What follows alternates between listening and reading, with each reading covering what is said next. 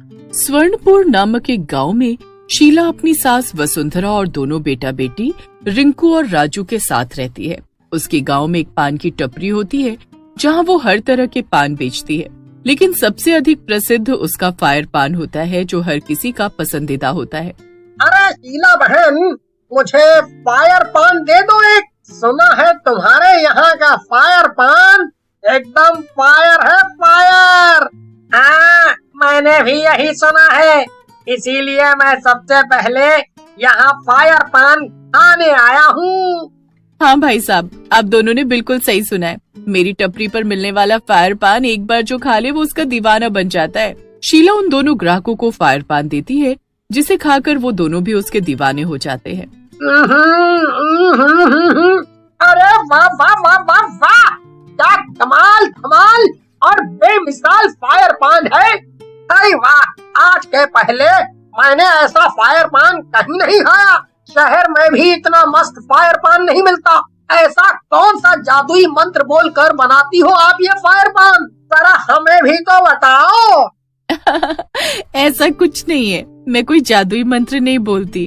अब हम इस गांव में नए नए रहने आए हैं। अब से हम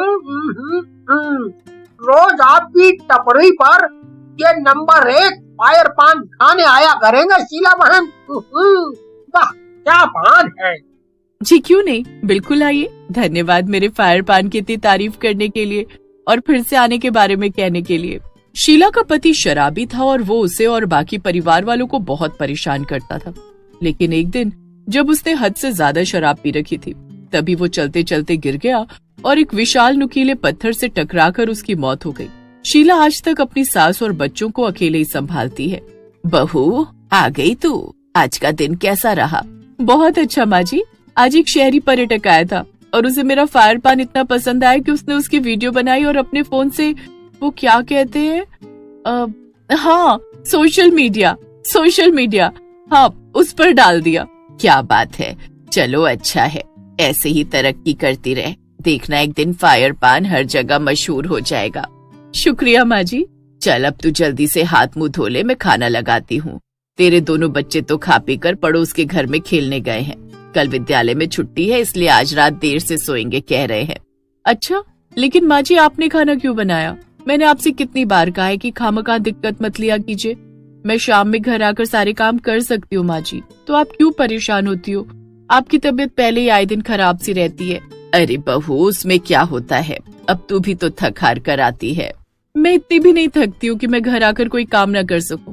माँ जी आपको मेरी सौ, आप आज के बाद कोई काम नहीं करोगी। परवर कुछ नहीं, मैंने कह दिया सो कह दिया, सारे काम मैं करूंगी। वसुंधरा की आंखें नम हो जाती हैं। शीला तू मेरी बहू नहीं बेटी ही है, क्योंकि एक बेटी ही अपनी माँ को इतना सुख दे सकती है। मेरे बेटे ने जीते जी तुझे कितना परेशान किया, तब से तू हमें संभाल रही है।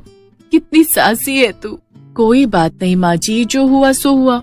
अब उसे याद करके क्यों आंखें गीली करना।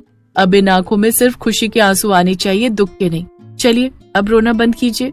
सब कुछ कुशल मंगल चल रहा होता है, लेकिन अचानक से एक सुबह जब शीला घर से टपरी की ओर जा रही होती है, तभी वहाँ शहर से आई एक बड़ी सी गाड़ी गलती से उसे ठोककर चली जाती है और वो वहीं अपना दम तोड़कर मर जाती है। खून से लथपथ शीला को देख गांव वाले तुरंत वहाँ एकत्रित हो जाते हैं और उसे एक पेड़ की छाया में ले आते हैं। एक गांववासी फौरन शीला के घर जाकर वसुंधरा, रिंकू और राजू को शीला के देहांत की खबर देता है, जिसे सुनकर उन तीनों के पैरों तले जमीन ही खिसक जाती है। उसका अंतिम संस्कार किया जाता है। शीला की मौत के बाद अब वसुंधरा बुरी तरह टूट जाती है। पड़ोसन विमला आकर उसे सांत्वना दे रही होती है। कहाँ चली गई रे शीला, एक तू ही तो थी जो हमारा सहारा थी, अब हम तीनों क्या करेंगे? अपने आप को संभालिए वसुंधरा काकी, आप ही इतनी कमजोर पड़ जाएंगी तो आपके पोता पोती का क्या होगा? शीला एक बहुत अच्छी औरत थी, भगवान उसकी आत्मा को शांति दे और अब वो जहाँ कहीं भी हो सुखी रहे। लेकिन शीला की आत्मा शांत नहीं थी। मरने के बाद वो एक चुड़ैल बन जाती है। मेरी मौत नहीं होनी चाहिए थी, अब मेरी मौत के बाद मेरी माँ जी और मेरे बच्चों का क्या होगा? नहीं, जीते जी मैंने उन्हें किसी तरह की परेशानी का सामना नहीं करने दिया और अब मरने के बाद भी मैं उन्हें परेशान नहीं होने दूंगी। मैं आ रही हूँ माँ जी, और बच्चों मैं आ रही। चुड़ैल शीला अपने घर प्रकट हो जाती है उसे देख वसुंधरा और उसके दोनों बच्चे भौचक के रह जाते हैं। शीला, माँ जी, बच्चों, क्या हुआ जो मैं एक चुड़ैल बन चुकी हूँ? मैं उसके बावजूद भी अपने परिवार को संभालूंगी। आप लोगों को किसी भी चीज की कमी महसूस नहीं होने दूंगी। लेकिन बिटिया, ये सब कैसे संभव होगा? तू तो एक चुड़ैल बन चुकी है। संभव होगा जीते जी, जैसे मैंने फायर पान बेचकर आप सबकी देख रेख की, वैसे ही अब फिर एक बार मैं फायर पान बेचूंगी, वो भी भेस बदल कर।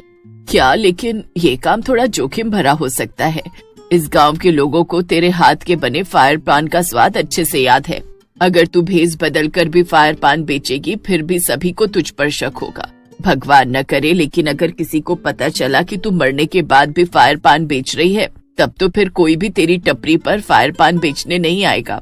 उसकी चिंता मत कीजिए माँ जी, क्योंकि मैं फायर पान इस गांव में नहीं, दूसरे गांव में बेचने वाली हूँ, जहाँ के लोगों को मेरे फायर पान का स्वाद पता ही नहीं है, और वहाँ जाकर पैसे कमाकर मैं आप सबको संभालूंगी। लेकिन बिटिया, क्यों इतना जोखिम उठा रही है तू? हम संभाल लेंगे सब कुछ। मैं कोई काम देखूंगी, तू बस हमारे साथ रह। हम किसी को पता नहीं चलने देंगे कि तू हमारे साथ रह रही है। नहीं माँ जी, कुछ नहीं होगा, मैं सब कुछ सोच समझ कर करूंगी।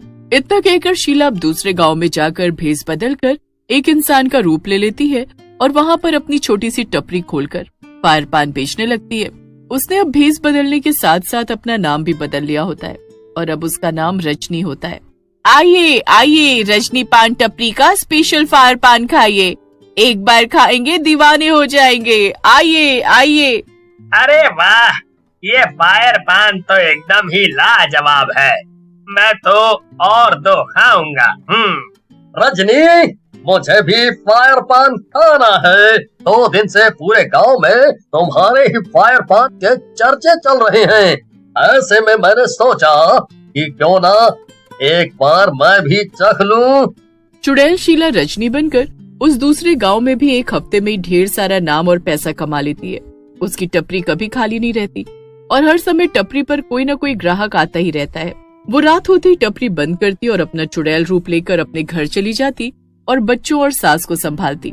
ये लीजिए माँ जी, बच्चों, आज का खाना, और ये रहे नए कपड़े। रिंकू बेटी, तुम्हारा जन्मदिन है ना कल, इसीलिए मैंने तुम्हारे लिए ये नई फ्रॉक लाई है। तुम्हें ऐसी चाहिए थी ना?